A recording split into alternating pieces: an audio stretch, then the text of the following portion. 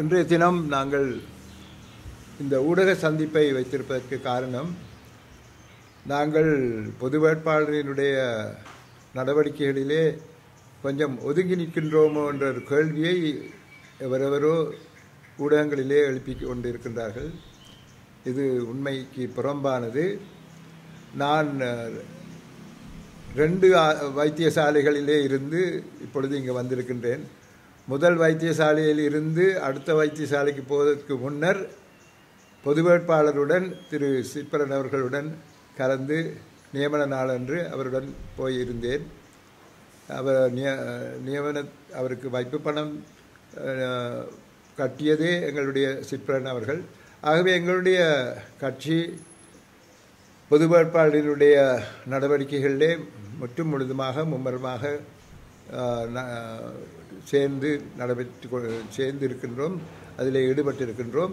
முதல் கூட்டத்திலேயே எங்கள் சார்பிலே திரு மணிவண்ணன் அவர்கள் பேசியிருந்தார்கள். ஆகவே எந்த விதத்திலும் நாங்கள் பொது வேட்பாளரினுடைய நடவடிக்கைகளிலே இருந்து ஒதுங்கி இருப்பதாக யாராவது நினைத்தால் அதை நாங்கள் ஏற்றுக்கொள்ள முடியாது. அது உண்மைக்கு புறம்பானது. இதை விட அதுக்கு உண்மையான நான் அங்கு இல்லாததற்கு காரணம், நான் வைத்தியசாலையிலே தொடர்ந்து இருக்க வேண்டிய அவசியம் இருந்தது. முதல் ஒரு வைத்தியசாலை, பின்னர் இன்னொரு வைத்தியசாலை என்று அதன் காரணத்தினால் எனக்கு வர முடியாமல் போய்விட்டது. ஆனால் இது சம்பந்தமாக எங்களுடைய கேள்விகளுக்கு எந்த கேள்வியாக இருந்தாலும் எங்கள் சார்பிலே பதில் அளிக்க வேண்டும் என்ற காரணத்தினால்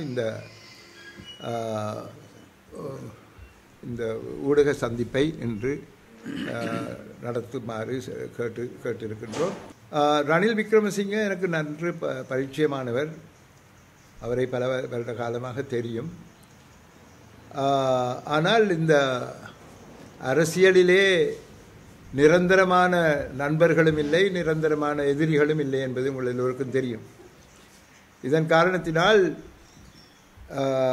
சில பல காரணங்களை முன்னிட்டு எங்களுக்குள் சில வித்தியாசமான பார்வைகள், கருத்துக்கள் இருப்பதை நான் கண்டறிந்து கொண்டேன். என்ன நடந்தது என்றால், திரு கலாநிதி காசிலிங்கம் விக்னேஸ்வரன் அவர்களுடன் சேர்ந்து சென்ற ஆண்டு அவருடன் சேர்ந்து மாகாண சபைகளுக்கு இருக்கின்ற அதிகாரங்கள், 13வது திருத்தச் சட்டத்தின் கீழ் மாகாண சபைகளுக்கு இருக்கின்ற அதிகாரங்கள் மத்திய அரசாங்கத்தால் கையேற்றுக் கொள்ளப்பட்ட நிலையிலே, பறித்து கொள்ளப்பட்ட நிலையிலே அவற்றை திரும்பவும் மாகாண சபைகளுக்கு வழங்க முடியுமா என்பது சம்பந்தமாக ஜனாதிபதி அவருடன் பேச்சுவார்த்தைகள் நடந்தபோது எல்லா தமிழ் பாராளுமன்ற அங்கத்தவர்கள் எல்லோரையும் கூப்பிட்டு அவர் இவ்வாறான ஒரு நடவடிக்கைகளே இறங்க இருப்பதாகவும், யார் என்னென்ன அதிகாரங்கள் பறித்தெடுக்கப்பட்டிருக்கின்றன என்பவற்றை அறிந்து அவற்றை திரும்பவும் மாகாண சபைகளுக்கு வழங்குவதற்காக ஒரு குழு ஒன்றை அமைக்க வேண்டும் என்று கூறியிருந்தார். அதற்குரிய பெயர்கள் எல்லாம் கொடுத்து கலாநிதி நிர்மலா சந்திரஹாசன் அவர்களுடைய தலைமைத்துவத்தின் கீழ் ஒரு குழு அமைக்க இருந்தோம். அது அமைத்து அதற்குரிய நடவடிக்கைகள் எல்லாம் எடுத்து அவர்கள் உத்தியோகபூர்வமாக நடவடிக்கைகளிலே ஈடுபடும் போது அவர்களுடைய பெயர்களை வர்த்தமானியிலே பிரசுரிக்க வேண்டிய அவசியம் இருந்தது.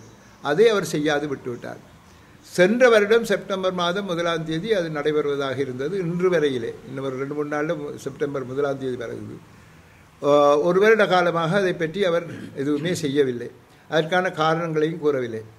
ஆகவே நாங்கள் அவரிடம் இருந்து வெறும் பேச்சை மட்டுமே எதிர்பார்க்கலாம். தமிழ் மக்களுடைய நிரந்தர அல்லது தற்காலிக அதிகாரங்களை பெறுவதற்கான நடவடிக்கைகளிலே அவர் கரிசனை காட்ட மாட்டார் என்ற ஒரு நிலை ஏற்பட்டதன் காரணமாக நாங்கள் அடுத்து என்ன செய்ய வேண்டும் என்ற ஒரு நிலை ஏற்பட்டது. ஒன்றை நாங்கள் மனதிலே நினைத்து வைத்திருக்க வேண்டும். 13வது திருத்தச் சட்டம் தமிழ் மக்களுடைய பிரச்சனைகளுக்கு நிரந்தர தீர்வு அல்ல. தற்காலிகமாக இப்பொழுது இருக்கும் நிலையிலே தமிழ் மக்களுக்கு எந்த விதமான அரசியல் ரீதியான அதிகாரங்களும் இல்லாத ஒரு நிலையிலே நாங்கள் அவர்களுக்கு பரிபூர்ண அந்த அதிகாரங்களையாவது திரும்ப பெற வேண்டும் என்றுதான் இந்த கருத்து பரிமாற்றங்களிலே அவருடன் ஈடுபட்டிருந்தோம். ஆனால் அதுவும் எங்களுக்கு கிடைக்காத ஒரு நிலையிலே நாங்கள் அடுத்து என்ன செய்ய வேண்டும் என்பதை பற்றி சிந்தித்து இந்த பொது வேட்பாளர் சம்பந்தமான விடயம் எழும்போது பொது வேட்பாளரை போட வேண்டும் என்று முதலிலே கூறியவர்களில் நானும் ஒருவர், சுரேஷ் பிரேமச்சந்திரனும் அதே காலகட்டத்திலே அதை பற்றி கூறியிருந்தார். ஆகவே இதனை வழிநடத்துவது சம்பந்தமாக நாங்கள் கூடிய ஊக்கம் எடுத்து அதன் காரணத்தினால் நாங்கள் இப்பொழுது முழுமையாக தமிழ் பொது வேட்பாளரை ஆதரிக்கும் முகமாக எங்களுடைய நடவடிக்கைகளிலே ஈடுபட்டிருக்கின்றோம். ஆகவே ரணிலுடன் அவரிடம் எதிர்பார்ப்புகள் இருந்தது உண்மை. ஆனால் பிரச்சனைகளை அவர் எந்த அளவுக்கு தீர்ப்பார் என்பதிலே எங்களுக்கு சந்தேகங்கள் நிலவுகின்றபடியால் தமிழ் மக்களுடன் சேர்ந்து அடுத்த கட்டத்துக்கு நாங்கள் செல்ல இருக்கின்றோம். எங்களை பொறுத்தவரையிலே தமிழ் பொது வேட்பாளருக்குத்தான் தமிழ் மக்கள் அனைவரும் வாக்களிக்க வேண்டும்.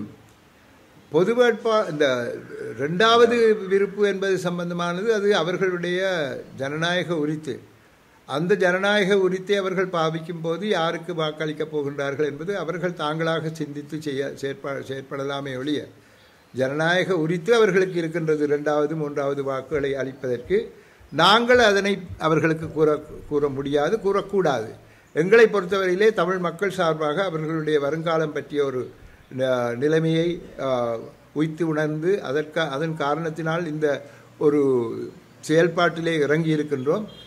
முதல் வாக்கு தமிழ் பொது வேட்பாளருக்கு அளிக்கப்பட வேண்டும் என்பதுதான் எங்களுடைய கோரிக்கையை ஒழிய இரண்டாவது மூன்றாவது சம்பந்தமான தீர்மானங்களை அவரவர்கள் தாங்களாகவே எடுத்துக்கொள்ள வேண்டும். இப்பொழுது கூட அந்த இருவரும் யாரோ ஒரு சிங்கள வேட்பாளருக்கு தான் ஆதரவு தெரிவித்துக் கொண்டு வருகின்றார்கள். முன்னர் அது சஜித் போன்று தெரிந்தது, இப்பொழுது ரணில் போன்று தெரிகின்றது. எங்களுக்கு அதை பற்றி கவலை இல்லை. ஆனால் அவர்கள் ஒன்றை நினைவில் வைத்திருக்க வேண்டும். நாங்கள் இந்த ஒரு செயல்பாட்டிலே இறங்கியதற்கு காரணம் எங்களுடைய தமிழ் மக்களுடைய வருங்காலம். பலர் இங்கிருந்து வெளியிலே செல்கின்றார்கள் என்று கனடாவில் கூட பலர் வருகின்றார்கள் என்று அவர்கள் அந்த தொகையை குறைக்க இருக்கின்றார்களாம். ஆகவே பலர் எங்களுடைய நாட்டை விட்டு தமிழ் மக்கள் சென்று கொண்டிருக்கின்றார்கள்.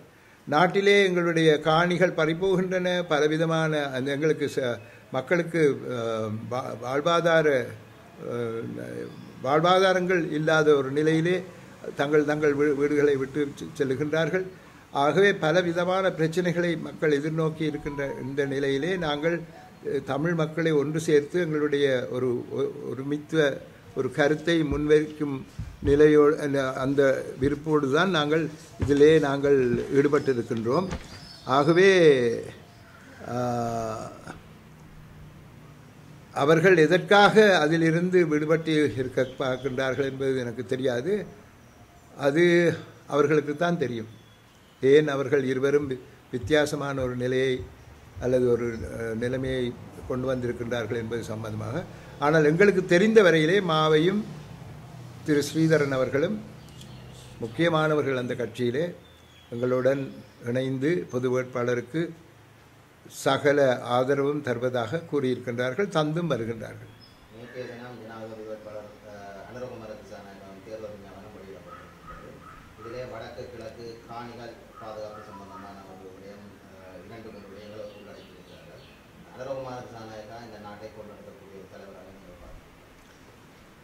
அனுரகுமார திசாநாயக வந்தால் முன்னர்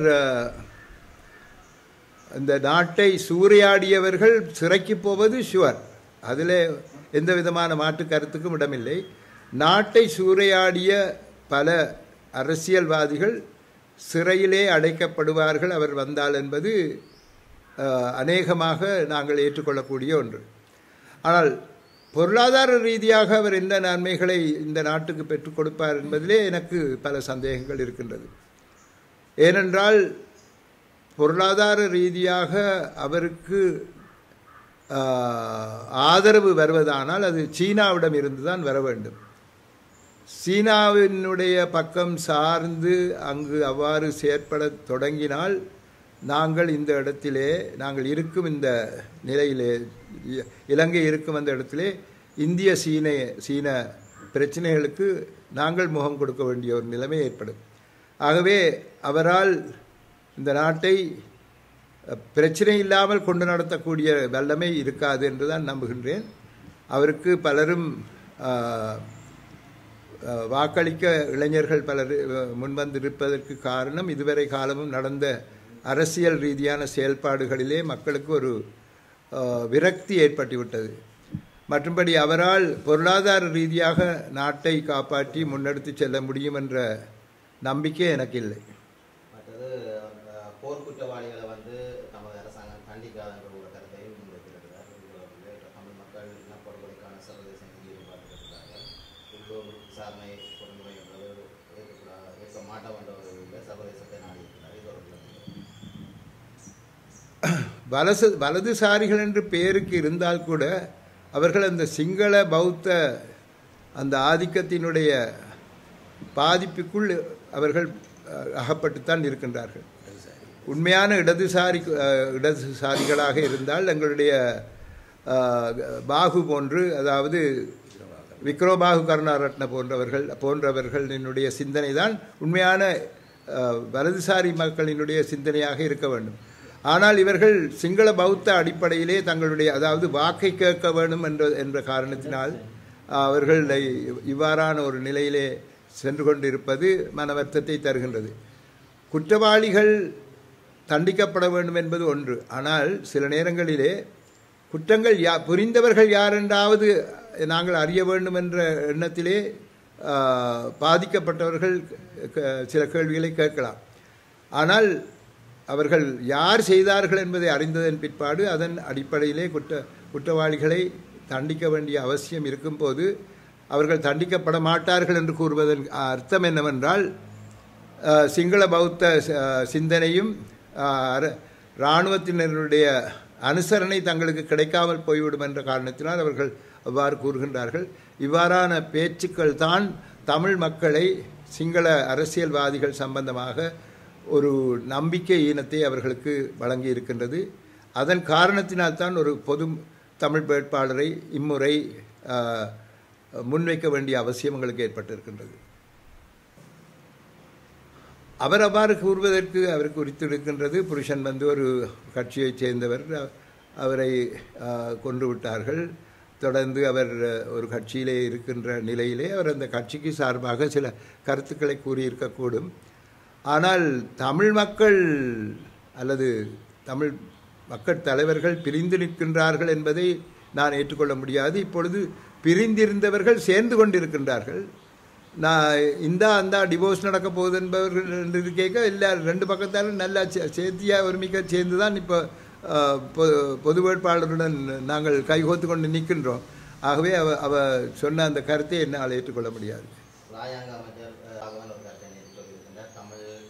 வடக்கு கிழக்கு தமிழ் கட்சிகளை சேர்ந்த மூவர் வந்து அரசாங்க பக்கம் வருவதற்கான பேச்சுக்கள் இடம்பெற்றிருப்பதாகவும், நாளைய தினம் விளம்பர உள்ள ரணிலின் தேர்தல் விஞ்ஞாபன வெளியீட்டிலே வந்து சில நேரம் அவர் கலந்து கொள்ளக்கூடியதாக இருக்கும் என்று சொல்லியிருக்கிறார். அவ்வாறு தமிழ் கட்சிகளை சேர்ந்த அவர் சொல்லியிருக்கிறார்களா?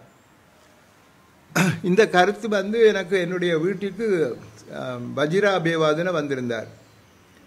அப்பொழுது கூட இந்த கருத்தை அவர் சொல்லியிருந்தார். அதாவது சில குறிப்பிட்டவர்கள் தங்களுடன் சேர்ந்து அவர் ஜனாதிபதியினுடைய இந்த தேர்தல் விஞ்ஞாபனத்தை வெளிக்கொண்டு வருகின்ற நேரத்திலே அவர்கள் எல்லோரும் அவருக்கு ஆதரவு தெரிவிப்பதாக கையெழுத்து வைக்கப் போகின்றார்கள் என்று அவர்களுடைய பெயர்களை கூட தந்திருந்தார். அதிலே என்னுடைய பெயரும் தாங்கள் போவதாக கூறியிருந்தார்.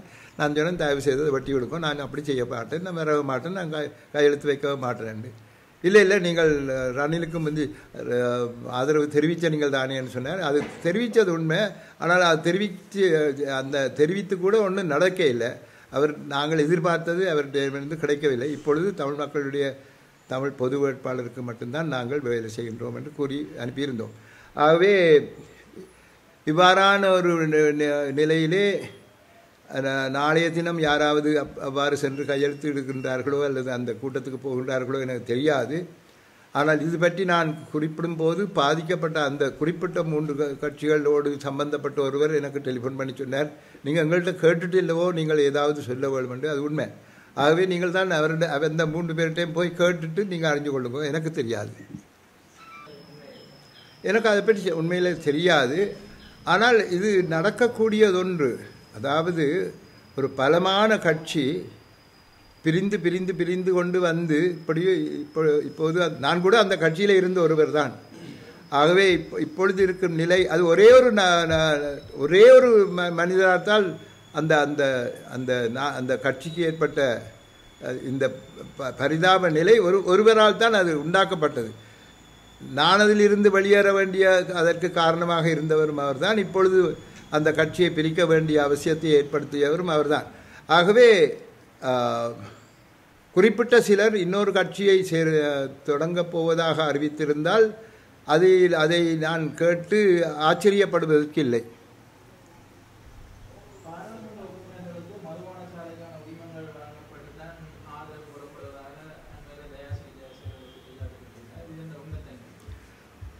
அரசாங்கங்களை பொறுத்தவரையிலே இந்த உரிமைகளுக்கூடாக பலமான நிதியை பெறுகின்றார்கள். ஆகவே இதற்காகத்தான் அது என்றும் அதற்காகத்தான் இது என்றும் நாங்கள் அதுக்கு பாலம் அமைக்கிறது அது எங்களுடைய கட்டித்தனம். ஆனால் அது உண்மையாகவும் இருக்கலாம், இல்லாமலும் இருக்கலாம். ஆனால் அரசாங்கத்துக்கு தேவையானது வரி. ஆகவே மதுபான சாலைகளிலே இருந்து அவர்களுக்கு போதுமான வரி கிடைப்பதன் காரணத்தினால் அவர்கள் இந்த மதுபான சாலைகளுக்கு உரிமங்கள் கொடுத்து கொண்டு வரக்கூடியதாக இருக்கக்கூடும்.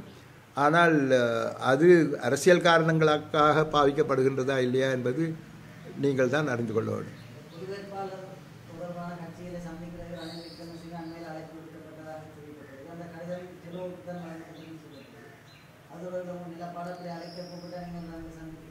அப்படி ஒரு கடிதம் எனக்கும் வந்தது.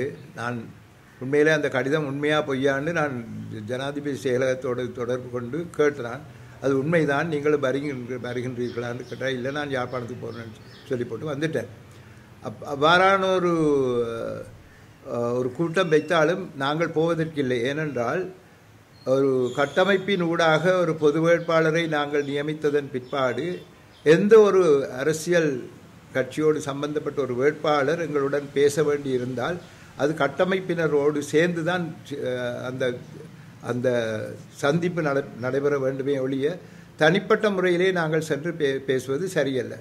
ஏனென்றால் இந்த கட்டமைப்பு அரியநேத்திரனை கொண்டு வந்து போட்டிருக்கின்றது. ஆகவே அரியநேத்திரனும் அந்த கட்டமைப்பும் நாங்கள் செல்ல வேண்டும் என்று கூறுபவர்களும் சேர்ந்து சென்று அவருடன் பேச வேண்டுமே ஒழிய தனிப்பட்ட ரீதியிலே எங்களுடைய யாராவது ஒரு அங்கத்தவர் அல்லது யாராவது ஒரு பகுதியினர் யாருடனாவது சென்று சந்திப்பது பிழை என்பது என்னுடைய கருத்து. டிவிஐ யூடியூப் சேனலில் இணைந்திருக்கும் நேர்கள் அனைவருக்கும் எமது நன்றி.